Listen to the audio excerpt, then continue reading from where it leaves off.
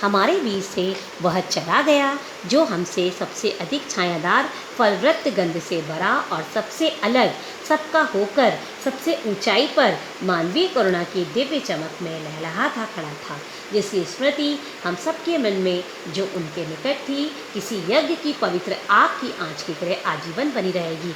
जिस तरह से बच्चों हम कोई हवन यज्ञ पूजा करवाते हैं और उसकी जो लपटें होती हैं जो पूरे वातावरण को सुरक्षित और प्रदूषण से रहित कर देती है, उसी तरह से बच्चों जो फादर बुल्के की जो मानवीय करुणा और उनकी मानवीयता और उनके कर्म से जो आग और लपट निकल रही है पूरे संसार को प्रकाशित करती रहेगी, ऐसा लेखक का कहना है और सूचना है।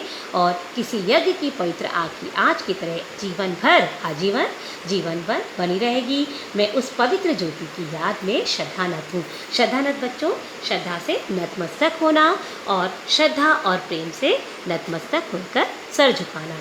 लेखक ने उनके जीवन की पूरी गाथा और उनके जीवन में उनके जीवन के कर्मों की यहाँ पे वर्णन किया है। फादर बुल्के का जीवन किस तरह से था, किस तरह से उन्होंने एक पादरी होने के बाद भी सन्यासी होने का जीवन जिया, पर सन्यासी होने के बाद भी वह सन्यासी नहीं थे। वह सबकी मानवीय करुणा की दिव्य चमक, उनके मानवीयता की करुणा और मानवीयता प्रेम और करुणा की जो दिव्य चमक है वह सदैव बनी रहेगी और पूरे संसार को प्रकाशित करती रहेगी। बच्चों, तो हमने इस पाठ में जो महत्वपूर्ण बिंदुओं पर किया, मैंने पिछली कक्षा में आपको 3 महत्वपूर्ण प्रमुख बिंदु बताए थे। सबसे पहले लेखक की सर्वेश्वर दयाल सक्सेना की शिकायत, उसके बाद हमने दूसरे पैराग्राफ में पढ़ा था फादर बुल्के और उनके परिमल के दिन। थर्ड पैराग्राफ में बच्चों फादर की पृष्ठभूमि, फादर की मातृभूमि एवं उनके परिवार के बारे में हमने जाना था। फिर आज हमने बच्चों 3 महत्वपूर्ण प्रमुख बिंदु पढ़े कि फादर की भारत में शिक्षा, उनका कैरियर और उनके जीवन यापन के बारे में।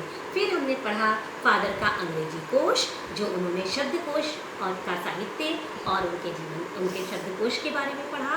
फिर हमने फादर की मृत्यु और उनके अंतिम संस्कार और उनके मानवीय और उनकी करुणा की दिव्य चमक का फैलाव प्रसार के बारे में पढ़ा।